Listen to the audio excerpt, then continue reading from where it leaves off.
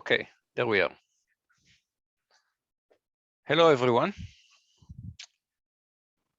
I first met Boaz, I think it was 1981. And I was a PhD student in Hebrew University, and Tzvi Galil invited me to give a seminar at Tel Aviv. And Boaz sat in the first row and asked questions about 1 per minute. That's my recollection. And the first talk I heard from Boaz was an amazing survey of work that I knew nothing about, which was the Perebor project that took place in the Soviet Union in the 1950s and 60s. And it's still not, I think, well known in the West about this early research in complexity theory in the Soviet Union. And the observation was that they realized many problems seem to amenable only to brute force search, Perebor in Russian. I always wonder about what does it tell us about the language, that there is one short word for brute force search. And the question is Perebor necessary or can be eliminated?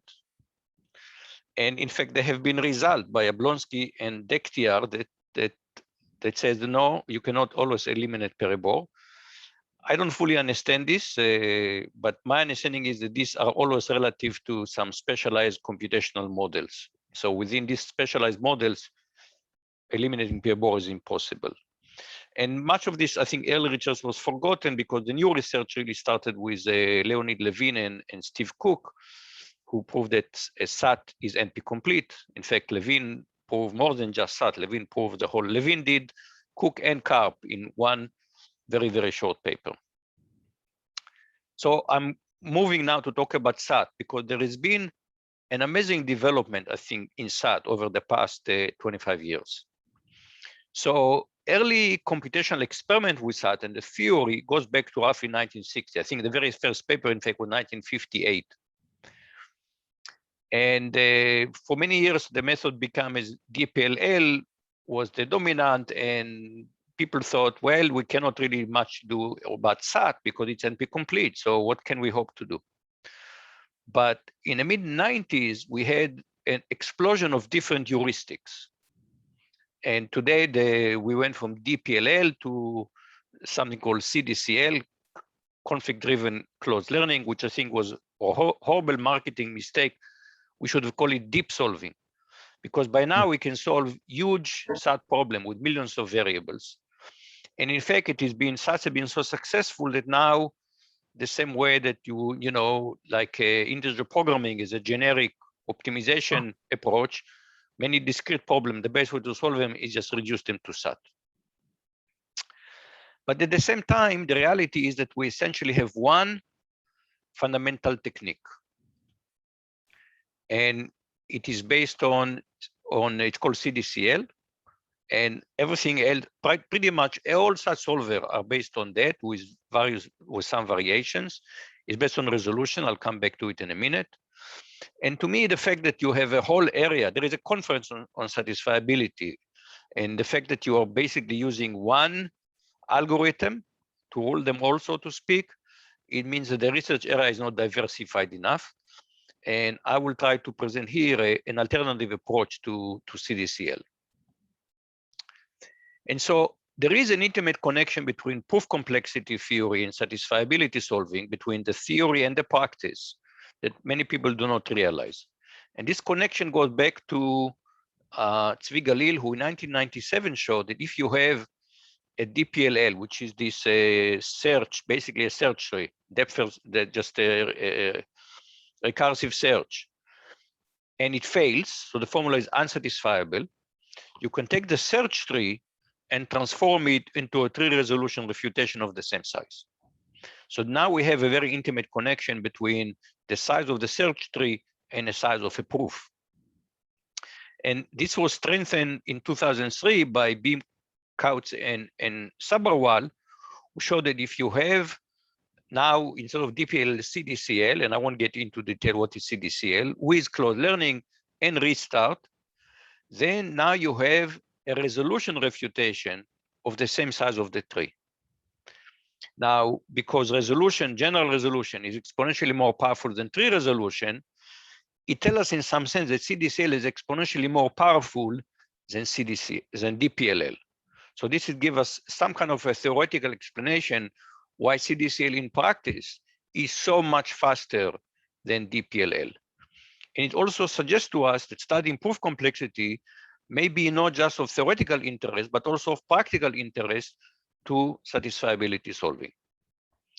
So I will dig deeper now into this studying proof complexity for satisfiability. And I'm going to put satisfiability within a more general framework of so-called CSP, constraint satisfaction problems. And the generic CSP has a finite set of variables and a finite set of values, and we want to assign values to variables. In the Boolean context, we assign truth values to propositional variables.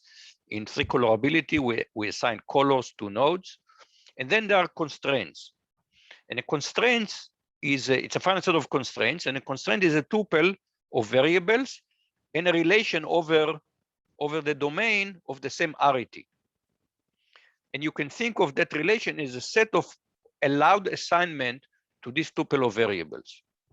So we are looking now for a global assignment from variables to elements in the domain, such as for every constraint XR, the image of X must be in R.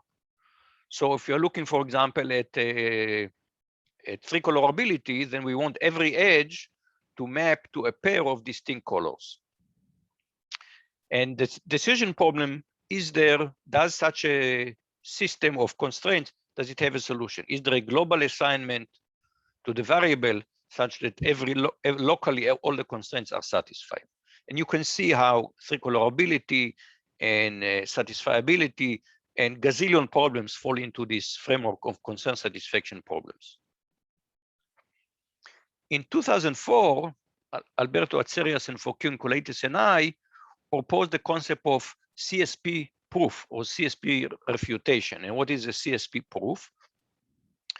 So we have a finite sequence of constraints, and we have axiom.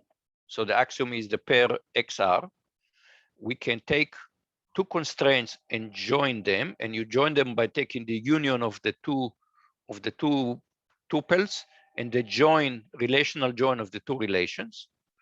We can do a projection where we take a constraint and we delete one variable and one column in the relation.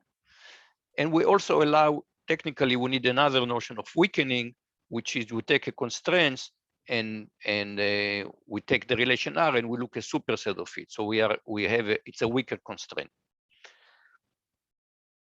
So a refutation will be a sequence of constraints, each followed from axiom, join, projection, and weakening. And if the last one is empty, that means that it is not, the problem does not have a solution. So VDC has a solution if and only if it has a CSP refutation. Now, this is actually closely related for constraint propagation, some techniques that's very basic on constraint solving, which is that what is constraint propagation? We take two constraints and we join them, and we take one and we weaken them. And in fact, resolution is really, you take two clauses, you think of each clause as a set of assignments. And if you join them on a common variables and you project one variable, this is really resolution. So tight connection between CSP refutation, which is a more theoretical concept, constraint propagation, which is a very practical approach to constraint solving. Now, there is a fundamental concept in graph algorithm and graph theory of tree decomposition. This can be applied not only to graph, but to general relational structure. And what we have is a label tree, and each node is labeled by a set of elements. And the requirement is that every edge lives in some node of the tree. And if you look at the node that contains one element, it must form a subtree, so there is a connection. And it's the idea is to take a general structure and massage it somehow into something that will be like a tree. And we look at all tree decomposition, and we look at the maximal label size -1, and we minimize over all the composition tree. This is the Treewidth. And of course, the -1 is for tree will have Treewidth 1, and if you have n clicks have a very large Treewidth because you cannot massage them into trees. And it turned out that many algorithms that are intractable in general become tractable on problem of bounded Treewidths. And there is a connection between Treewidth and bounded width proof. And this was the width of the proof is the maximum arity of the relation. And we can take the tuples of the constraints and view them as a relational structure. So for example, if you have a Boolean formula, then you take the graph, the primary graph, that is to say you connect two variables if they appear in the same clause. And now you can look at the Treewidth of that graph. And Atsarias, Dalma, Kolaitis, and I were able to show that if P has Treewidth at most K, P is as a CSP problem, CSP, and then P is satisfiable if and only if P has a width K refutation. And the reason we want to have the refutation to have small width, because the bigger the bigger the constraints, the bigger it takes more space to represent them. So if you have bounded Treewidth, means you have bounded width refutation, and it means that all the steps are going to be of polynomial size. Now, how do we represent constraints? Let's say Boolean constraints.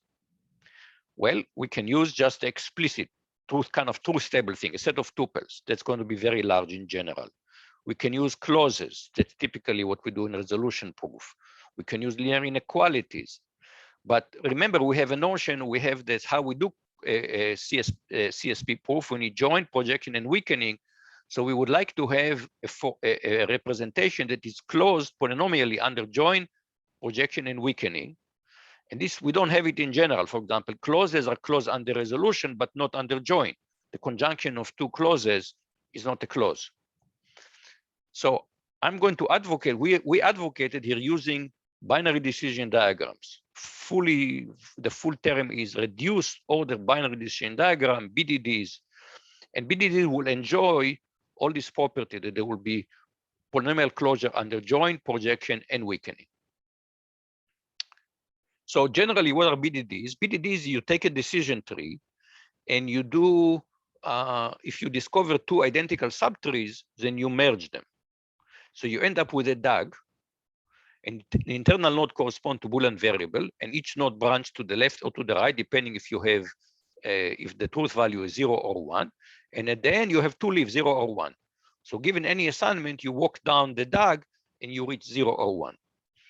And this, going back to, this were discovered, I think, first in the 70s, and then the popular by Randy Bryant, and they have lots of applications in particular, for example, in model checking, they're used. In circuit equivalence, very often they're used. And they have lots of nice features. They are, if you fix the variable ordering, then the representation is canonical, which means that we have very easy equivalence check. And then you have also polynomial Boolean operation. So now we can take the concept of CSP proof and specialize it, and they get the concept of BDD refutation. And this is a propositional proof system in the sense of Cook and Reco. So we have a new notion of a proof system here.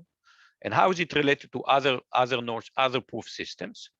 So for example, it is easy to show that BDDs can polynomially simulate resolution, because resolution is really join plus projection. And a clause can be easily represented by a BDD of the same size, essentially, because we're trying to exclude a single truth assignment. So that truth assignment takes you to 0, everything else goes to 1. However, this is the easy part, showing that you can simulate resolution. We're also able to show that pigeonhole principle has polynomial size BDD refutation.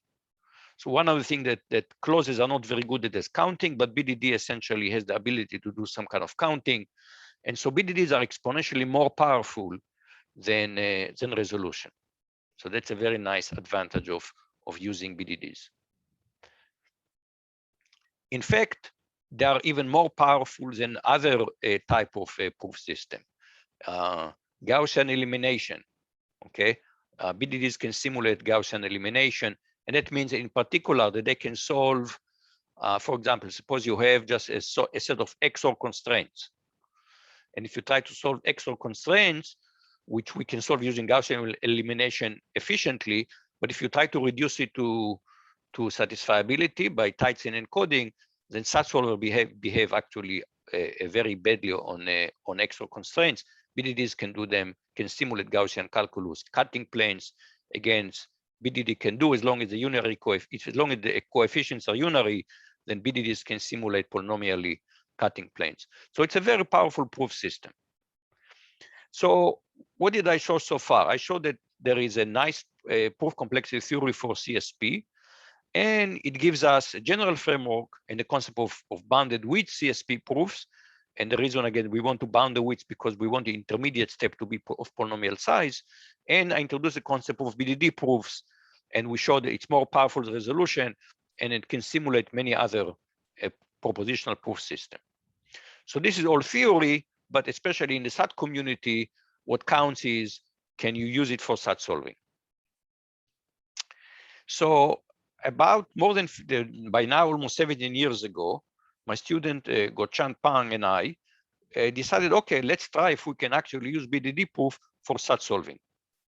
So we will start from the initial constraint, and then we will use BDDs to do constraint propagation and see if we can derive the empty constraints. Of course, we can choose how, we have to choose how to apply journal projection. What's the order to do that? And ideally, we can try to use the connection between Treewidth and bounded Treewidth and bounded width refutation. So ideally, we will obtain an optimal tree decomposition. And then we can use the tree to go up the tree to guide the constraint propagation. But finding optimal tree decomposition is itself NP hard. So in 2004, this is not seem to be a viable approach, but let's put this approach on the stack. So instead, we took an approach that was first developed in BDD-based model checking. So suppose SAT instance is essentially a formula of the form exists V1, Vn, and then a conjunction of clauses. And the idea of early quantification is that if a particular variable, first of all, we can commute the existential variables because existential quantification is commutative. Suppose we found that the variable Vj appear in some clauses, but not in many other clauses. So we can reorder the clauses and quantify over Vj earlier because we can get rid of it because it does not impact lots of other variables. So the approach we took in 2004 was to do join lazily because join is expensive and it's only quadratic, but it's still expensive. But project eagerly because when you project, you reduce the number of variables. And even though, again, projection in the worst case is quadratic, you reduce the number of variables, which is always a good thing. Variable elimination is always a good thing. Still, there is a question in what order to do things. You know, it does, we want to order the clauses so we will get maximum advantage of variable elimination. And we basically borrowed a restriction from everywhere, from heuristic for finding good tree decomposition, heuristic using CSP, heuristic using in model checking. We kind of bundled all these heuristics together. And we got what we showed as SAT solver, and I'm a bit short of time, so I won't show you some plots. We show you that even in 2005, we could not compete with the CDCL solvers, generally speaking. But there were definitely a class of problems on which we did exponentially better, in particular, like pigeonhole principle. But there was there are problems on which it was known that resolution does badly, and we could do actually much better. So the conclusion at the time was that, especially it was hard to compete with solver that at that point has almost 40 years of engineering. SAT solver had almost 40 years of engineering, and Pan worked on his solver maybe for 6 months. So it was really hard to compete with a very mature approach. But the conclusion was definitely that the approach deserved further study. But of course, as happened, the student graduated, went to Google, and this line of work kind of, I was not able to continue it at the time. And there was not much that happened in this area until very recently. For example, Bryant and Hewley had a paper in K this year, and what they showed is that the BDD-based solver is sometimes much better than CDCL solver in generating proof. If it's unsatisfiable and you want to generate a proof, because there is a tight connection apparently between the BDD proof and extended resolution. Because just in one word, when you have BDDs, you have the nodes of the BDDs, and these nodes of the BDDs are the new variable that you are allowed to have in extended resolution. So from a BDD proof, BDD refutation, you can go very easily to extended resolution refutation, and there are lots of checkers. It's very easy to check extended resolution proofs. Now, the thing that I came back to this decision diagram just in 2020, because I became now very interested in model counting. So model counting, we're asking when you have let's say, Boolean formula, positional formula, how many truth assignment does it have? And this was shown by Valiant to be sharp P complete.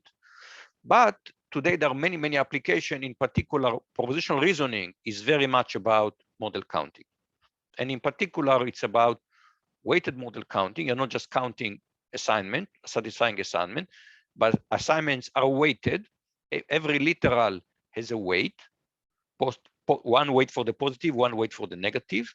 And one assignment, you take the product of the literal weights, and then you take the sum of the weights of all satisfying assignments. And it is known that like Bayesian reasoning can be reduced to weighted model counting. So this problem now they become a problem that was only of theoretical interest for many years, and now it's a hot problem in AI. And I decided to approach this problem by a close sibling of BDDs, which are algebraic decision diagrams. So while BDDs represent Boolean functions, algebraic decision diagram represent pseudo-Boolean functions. So these are functions from the Boolean from B to the N to, let's say, the real numbers. So again, it's a folded decision tree. It's a DAG, just like the BDDs, but instead of having only 0 and 1 and leaves, now you can have many terminal nodes, many leaves, and they're labeled by real numbers. So they can represent weights of assignments.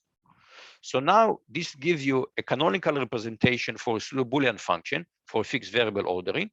And again, they have nice properties such as polynomial plus and times operation. You can take two ADDs and sum them or multiply it, and it's quadratic complexity. So how do we do weighted model counting with ADDs? We can construct a BDD for the formula. We can combine it with an ADD for the literal weights. And now we're going to project the variables, but we project the variable not disjunctively. Typically, when you project a variable, it's essential quantifier. Here it's going to be additively. So when I project sigma sub p of A, of an ADD A, I take P assigned to 0, and I assign it to P, to 1, and then I take the sum of the two ADDs. However, to construct the full BDD, it's going to blow up. So again, what we did, we went and developed, we built a solver, ADDMC, ADD model counting. And again, we used early quantification. So what happened when look at, let's compare performance. So on one hand, we have ADDMC, and then we have a whole bunch of other model counters. And the answer is that it's hard to find something that dominates here. So there is a technique that's called virtual best solver. So what is virtual best solver? Imagine you're running all these solvers in parallel and you look for the best running time. So here you have on the bottom, you have number of benchmark solve, and then you have the time to solve it. And if you look at most solver here, you see it's not clear which one dominates, but the green line is VBS sub 0, and you see it's better than all the other solver. But if we add to the mix ADDMC, then we get a significant improvement. So it's hard this day, it's hard today to find one algorithm to rule them all, one ring to rule them all.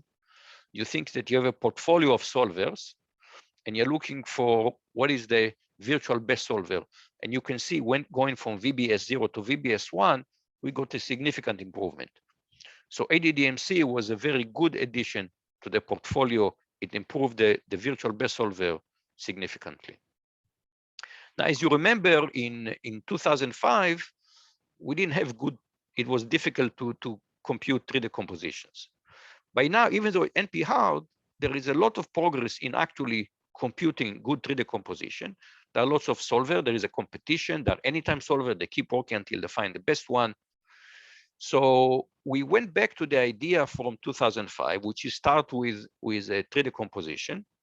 So DPMC is similar to ADDMC, but now we are using the tree decomposition to give us the order in which we can eliminate to the early quantification. And it turns out that DPMC does outperform ADDMC, which is using the tree decomposition is really much better than just using heuristic. And in the model counting competition from last year, this tool tied for the first place. And what you can see here, again, now we can, we have added, we put a whole bunch of solver. And in particular, we add, again, the based on DPMC. And again, you can see if you look at the two solvers on the right, you see that the red one is VBS0, and then the dark one is going to VBS1. And again, we have, by adding DPMC to the portfolio, we have a significant improvement. So where do we stand? So I'm still trying to convince the community that symbolic technique give us a viable approach to Boolean reasoning, even though they have been used rather narrowly. I mean, model checking they've been used, but if you go to the SAT conference, you don't find much people using decision diagrams. Today is particular. If you go to talk to people in industry, for example, in the EDA industry, people don't use every engine today is a portfolio engine. It's what's called multi-engine, hybrid engine portfolio. They always unique portfolio of algorithm. And I think we need to do further research on symbolic techniques and add them to our portfolio. Competitions, I think, are kind of a double-edged sword. On one hand, there's a lot of progress because people are motivated. On the other hand, much of the competition focus on one technique, CDCL. And I think that is something that we may want to reconsider. And so there are lots of open questions. So the success of CDCL solver is that they combine search and resolution. So today, CDCL solver essentially conduct a search from two directions. You can think of it. They have a search to find a truth assignment, but in parallel, they're searching for a proof of unsatisfiability. So can we do something like this here? Can we combine search and symbolic techniques?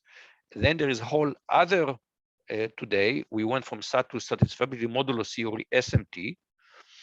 Can we somehow combine BDDs with the SMT world? All these are open questions, and I'm hoping to interest other people in looking at reasoning using decision diagram. And I think I can stop here. Thank you very much for the talk. Questions?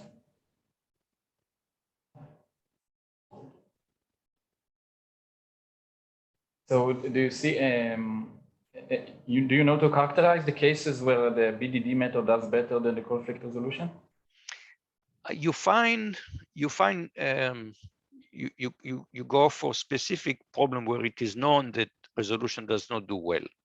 So I said pigeonhole principle is a classical one. It's known that resolution does not do well. And then you can try it using BDDs, and indeed BDD would not just outperform CDCL, but you can see what happens as the problem gets larger and larger, and BDDs perform exponentially better. But I said one of the things that, again, if you look what's happening today in the CDCL community, you have dozens of people who are in this business. You go to the conference and people throw, let's try this heuristic and that heuristic. So the whole community pushing this one technology. And with decision diagram, we just didn't have that much focus. Lots of people trying to push it. And I mean, there is a huge advantage when you have a community just to try to beat on a problem from all directions. And we have not had it with decision diagrams so far. I have a question. It's about the use of OBDDs for solving SAT problems. Just I'm wondering because OBDDs do solve a harder problem than SAT. They solve taught, they solve equivalence. So it's both NP complete and co-NP complete problems. And so on the instances where OBDDs are indeed much better than SAT techniques like on the pigeonhole principle, can we somehow relate this observation to the fact that the OBDD can also handle a harder problem than the satisfiability, pure satisfiability problem? Or do you have any idea on the of a possible connection of? So, I mean, you can use, I mean, the thing about BDD is that you can use them fairly easily to solve other type of problems. And maybe the answer would be that BDDs would not necessarily be a good solution to just SAT solving, because maybe it's an overkill for SAT solving. Mm. And maybe that's why I said, that's why I try to see how this Venn diagram would work for model counting. So model counting is, of course, it's a Sharpie complete problem. And so, you know, and we see that there are, in some sense, they are more competitive for SAT solving. All we could show is there are some instances where BDDs are exponentially faster. But for model counting, they really give you a viable approach. If you go beyond BDDs and you do algebraic decision diagram, they give you a viable approach. Again, it's very hard today to find one approach that dominates. There is no such approach. But the point is that when you look at indeed the harder problem, then decision diagram give you, I think, a viable approach. And maybe that will be the answer when to use decision diagram. Don't use them for SAT solving because it might be an overkill. On the other hand, the reason, you know, there are one reason they have not done so well on by themselves on satisfiability, because we know that if you only do resolution, then you don't do very well on satisfiability. So really the success today is that we do resolution and search at the same time, essentially, kind of dovetailing. And I think somebody needs to try that approach, this dovetailing approach with BDDs before we can conclude, do BDDs provide a viable approach to SAT solving? All I could say is that my conclusion from 15 years ago is that they are worthy of further research. And there was not much follow-up. As I said, the paper by Bryant and Hewlett this year showed that they are very good at proof generation. So they have an advantage if you want to generate a certificate. Then they give you a way to generate certificates that are much smaller than resolution certificates, because they really correspond to extended resolution. So I think the time will tell whether this is what exactly is the power of decision diagram for satisfiability, for model counting, QBF, and the like. Thanks. Well, I have a question. Yes, Janos.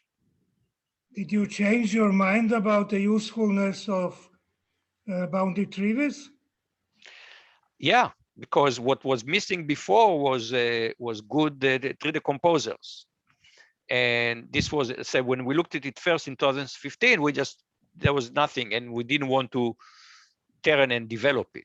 By now, it's again just the same way that we thought that SAT was hard, and now we have lots of SAT solvers. We said the 3D composition is hard, but now there are lots of good 3D composer. In fact, there are also what we call anytime tool. You let them run as long as you want, and they keep improving as much as they can the Treewidth. So what we found out on many of this problem is that if we can find a 3D composition of width less than 50, then using this approach dominates all other approaches. If you have an instance of high Treewidth, then you need a different approach. So again, one of the things that we know today that in fact the best way toward this problem is to have a multi-engine and to have upfront to have a classifier trained using some kind of a machine learning technique that would give an idea for this problem, what is the best solver? And because there's no one solver that works on all problems. You need a portfolio of solver. And in fact, people start building such solver, what's called a portfolio such solver with machine learning classifier, and they were always the best. So the competition said, no more. We are, this is not, we can learn from this. You can only submit uni-engine. But in reality, is the best approach to such solving is build a classifier that will tell you which technique to use. Mhm. So on many cases, tree decomposition is the best approach. If the problem has a small tree width, typically less than 50, and we can find it fairly quickly. In fact, what we find out that we use parallelism to run several tree decomposers in parallel to find the best tree decomposition fast. And that gave us even better performance. Mhm. Okay, thank you. Okay, thank you. Thank you, Moshe. So we'll now have a short break, 10 minutes, and continue with the rest of the plan. So let's meet 7:40 Israel time.